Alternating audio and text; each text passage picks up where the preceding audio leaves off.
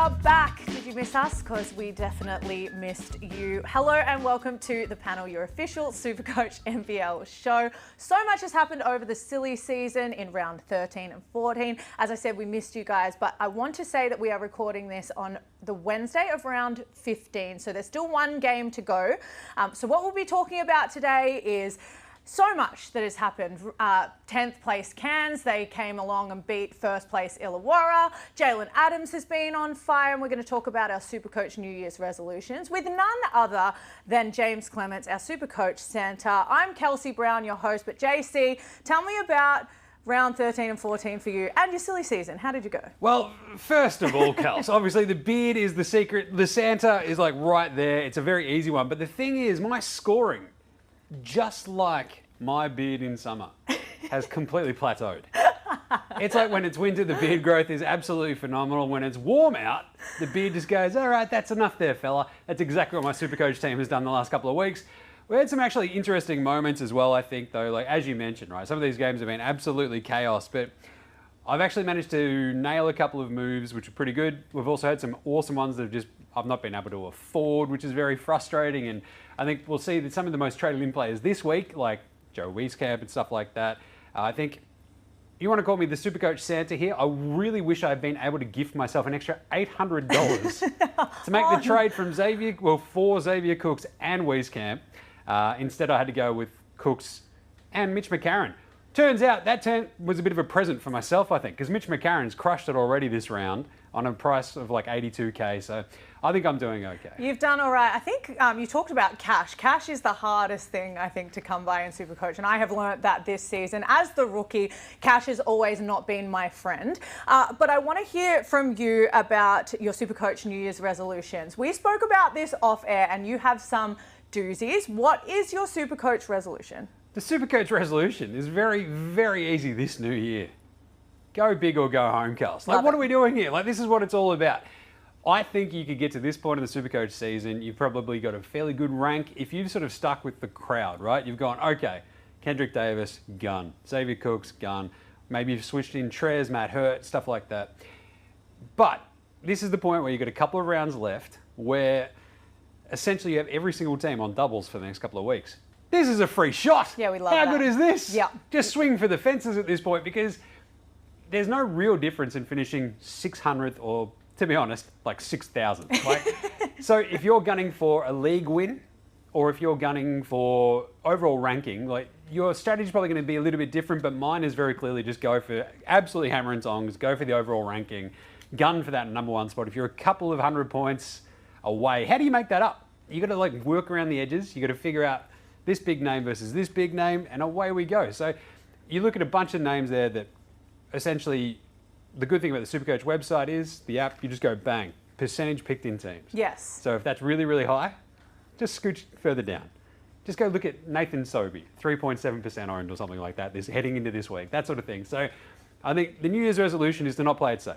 Yeah, love it. And so for me, mine is trend is not your friend. It's kind of similar to what you've said, is if everyone's going for Xavier Cooks, who is going to give you the same bang for your buck? Now, I was very lucky in terms of I actually couldn't afford the likes of a KD or a Jalen Adams or a Bryce Cotton, and I've gone with a Trey Kell, which has given me some great numbers. He's sitting at 80 for round 15.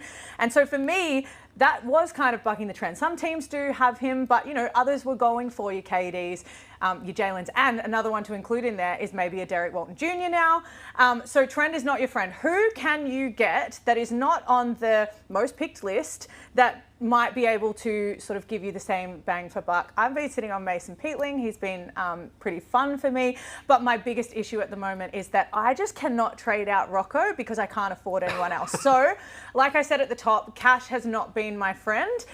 So finding ways to maximize your cash and going against the trends. That's kind of it, right? Like you're looking down the barrel of the next couple of weeks, you go, right, this is the percentage owned here. Like who are basically the best players with the best matchups is how I'm sort of now looking at it. I'm like, let's just go. Like, let's just go with Bryce Cotton. Like, why not? Like, if people have jumped off Bryce, maybe jump on. Yeah, love it. So rounds start and finish dates, which have been critical for the last few rounds. So round 16 starts Thursday, January 9th, finish Wednesday, January 15th. Round 17, Thursday, January 16th. I have my birthday in there on January 17th for everyone who wants to know. Wednesday, January 22nd is when that one finishes. Round 18 goes from Jan 23rd to Sunday, Jan 26th. So that's a really, really short one. You've got to be on for round 18. Round 19, Jan 30 to Feb 2nd. And round 20 is Feb 5 to Feb 8. Again, another short one. There is so much basketball happening in the NBL, which I love. January and February, there is so many games. However, it is really difficult for your super coach to know when to get on, to make your trades, to make sure that you're maximizing it for the next round. So keeping up with those start and finish dates are going to be critical. Well, it's absolutely crucial because you've got finals, right? So if you're looking at your finals and you're like, oh, is my like league 17 finals and then round 18, 19, etc. Like, this is what you've got to be paying attention to in your leagues if you're going for that overall score again, or if you're just going your head-to-heads, or if you're just going for bragging rights against your mates, right? Like, it's simple as that. You've got to plan just that little bit ahead, and I'll tell you what, I've been on the beach for the last couple of weeks, Carls. He rolled in a singlet, everyone. Exactly. Phone in the pocket, kids running around on the beach. Oh God, when's the lockout? Quick on the app, changing stuff around, making trades, and it was pretty good. So. Yeah, it has been tough to keep up, but I would say that one tip is to just make sure that you're maybe setting an alarm for when you want to do your trades. You can do all of that at the SuperCoach website, supercoach.com.au. You can find everything that you need there, prices, who the top scorers are of the round, which is a place where I like to go when I'm looking for trades. Trade Cal sitting there at the top. Love this man. So for us in the hot and not this week, a few people that we've already mentioned. Hot, Jalen Adams sitting at 101. Trey Cal at 80 for Illawarra. Xavier Cooks, we've spoken about the consistency of this guy. But like you said, maybe trying to find someone like a Xavier Cooks for not as much money. Derek Walton Jr., we've spoken about him. Southeast Melbourne Phoenix are flying at the moment under Josh King. They're doing incredibly well. And I think Derek Walton Jr. has finally found his space, finally found where he's going to get his points. So he might be a good one to add in. And Alex Tui, who's someone who I have had on my list, love this, 65 for him. So anyone from that list that you really, really like and you think don't go with the alternative for them, go for them. Well, I think the DeWalt one is a really interesting one. Like, so Derek Walton Jr., he essentially was a cash cow like 2 or 3 weeks ago because he came back from injury and off he went. Just goes bang, bang, bang. It's just been like locking and loading, playing really, really well for that Phoenix team. The one to keep an eye on is Jalen Adams. 101 this week already, which is just chaos. Awesome score. He's been fantastic. The Kings have a new point guard, Kels. Lamonte. Let's check it out. Lamonte. So if we're seeing more Jalen Adams at the 2, this just like raises his ceiling through the roof. There we go. To mix a metaphor. But this is it. Like, Jalen Adams could go absolutely bang. The thing is, he's owned already by at least 10% of coaches out there. That is likely to go bang over this next couple of days. But that ceiling is like, you could almost have this point where if you don't have KD and Jalen Adams in your backcourt, can you keep up with other coaches? And sort of that's the big question for me over the next couple of weeks is, what is your ideal Supercoach setup? Like, who are your top end scorers? How do you get them into your team? And so is your backcourt KD and Bryce? Is it KD and Jalen? Is it KD and Kel? Can you afford to have one of those guys on the bench? Hats off to you if you can, because I certainly can't. Yeah, I'm looking at that going, is that possible? But that's kind of it. Like, so I think you look at someone like Jalen Adams with that role that might possibly be changing, he could go through the roof again.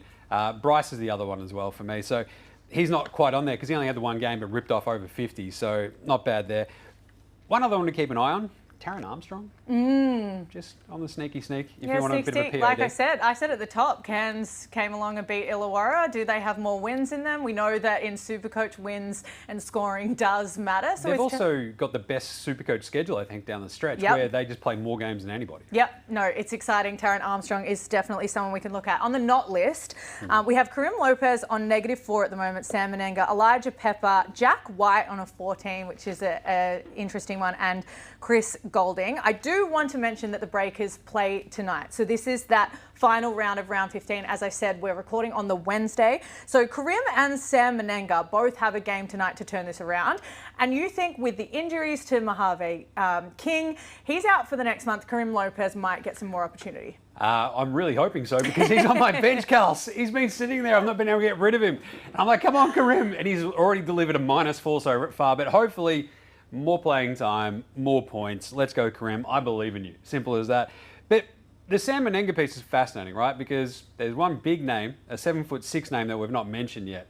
And he's really impacted Sam Menenga's output, right? Like over the first 12 games of the season, Sam Menenga was very, very consistently sort of like his minutes were pretty high. He was like 13 points a game, 5.5 rebounds, and over 18 SuperCoach points a game. He's now down at 13 SuperCoach points a game. He's taking less shots. He's getting less minutes. And it's all because of one big dude named Taco Fall. Well, he was, round one, Sam Menenga was on fire. I remember interviewing him for Player of the Game. So, yeah, it is interesting how other players coming in. We spoke about Lamonte Turner, how he's going to maybe add to Jalen Adams' SuperCoach score. But Taco Fall coming in really has been a detriment to Sam Menenga. So, flip side is, if you can get Taco, which we'll talk about in a second. So Jack White, 14, Chris Golding, 18. Yeah, this is the tough one with Melbourne United. I've been sort of ringing this bell all year. I just can't quite trust, outside of Jack White, who's been rolled gold, SuperCoach gold. Just say rolled gold a couple more times. But the guards for United, between Daly, between Shea Lee, between Ian Clark, it's just been so hit and miss all season. And I think we're sort of hitting this point where it's much more miss than hit. Yes. And it's really, really hard in the SuperCoach if you don't have consistency to actually back them in. We have talked about pods, and there is a man named King Daly, first of his name, King of Maryborough. If you believe in Daly just going absolutely hammer and tongs over the next couple of weeks, sure. But the problem is with their schedule dropping off, it's just really hard to trust any of the United guys. And the thing is, when are United going to turn this around? They've been in a slump for a little while, so it's hard to pick it. Okay, The NBL's a hard league, It is. Just look at the ladder. NBL 25, I mean, last year was unbelievable. What I feel like NBL 25 is that you can never pick. I think the ladder predictor's coming out soon, and that is just going to be the most fun for people. So traded in and out. Xavier Cook's in, obviously, 14.7% of teams. Joe Wieskamp turned his season around. He was in a real slump for a bit there. I actually really loved him from the start. He was in my team first round. 11.5% of people have put him in. I feel like he's found his role and he's in his groove at the moment. Matt Mooney, 9.6%. This is just my personal opinion, but Matt Mooney, it's such a difficult one. He is on fire. He is off. He is cold. He is hot. He reminds me a little bit of Keanu Pinder when it comes to SuperCoach. Jalen Adams and Sam Froling in there. JC, anyone stand out for you? Matt Mooney. So, you like him? I'm fascinated by what happens the next couple of weeks. So without PJC, Matt Mooney has gone whabang. Yes. And crushed it. He fouled out last game. So they have one more remaining game in this round tonight. So it's a bit hard to sort of judge it, but he's had a really good little run here, especially for SuperCoach, without PJC there. So that's sort of a really interesting setup. If you want to go for a POD and you believe in the Breakers, I mean, it's a lot to believe in, I guess, but at the same time, they've got some interesting PODs. They've got Taco Fall. They've got Matt Mooney.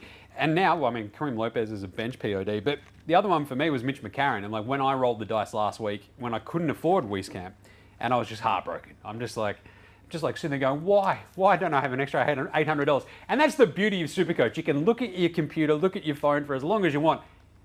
It's not going to make the trade work. No. You're just going to try and try and try. It's like, nah, every time you try, it doesn't happen. But I think Wieskamp's interesting. He's a really great cash cow for that last little bump of cash. Matt Mooney, though, is an interesting POD. And the Xavier Cooks trade-in was an obvious one this week because he was a really good captaincy spot and he's done really well. Yeah. And now, traded out, Parker Jackson Cartwright broke my heart. He cost me a lot of money this year. Montrezl Harrell, 12.7% of teams have traded him out. The obvious ones are Keandre Cook and Rocco. They're both injured at the moment. Game time decisions tonight. And Ben Henschel, 4.8% of teams. He's pricey at 222, Ben Henschel. So he's traded out as well. But JC, I really want to know, this is my favourite part of the podcast, what do you have? What are the moves that you've got? Where are we going with these rounds coming up?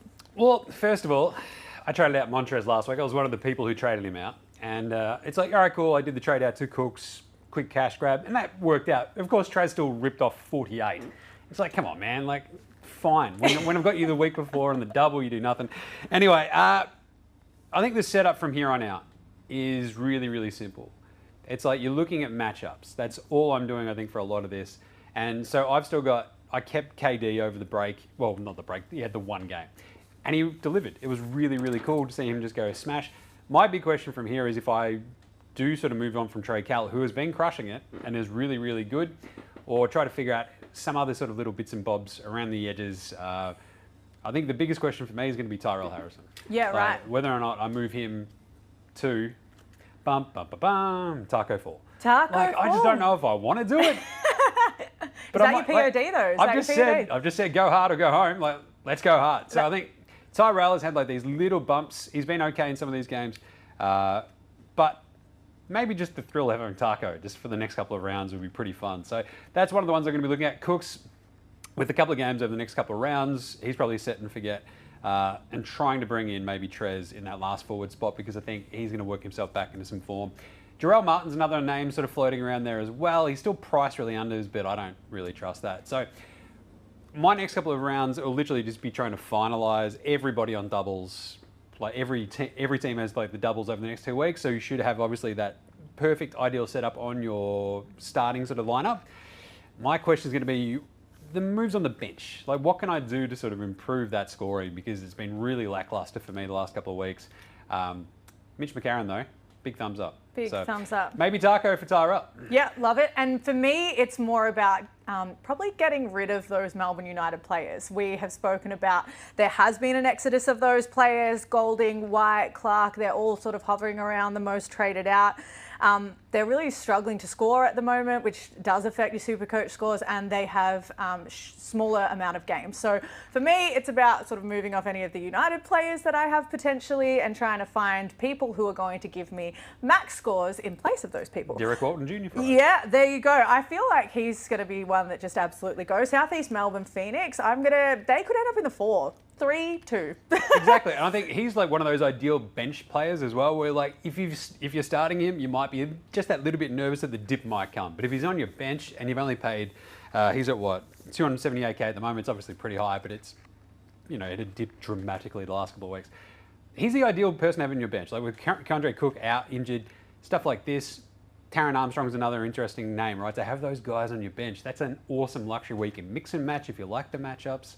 And go from there. Love it, JC. As always, thank you so much for joining us. For you at home, thank you for joining us as well. A reminder that those start and finish dates of the rounds coming up are on your screen. You can head to supercoach.com.au for everything that you need. SuperCoach, trades, prices. The NBL app is awesome for live scores of SuperCoach. And as always, we have loved having your company and all the best for all of your SuperCoach trades coming up.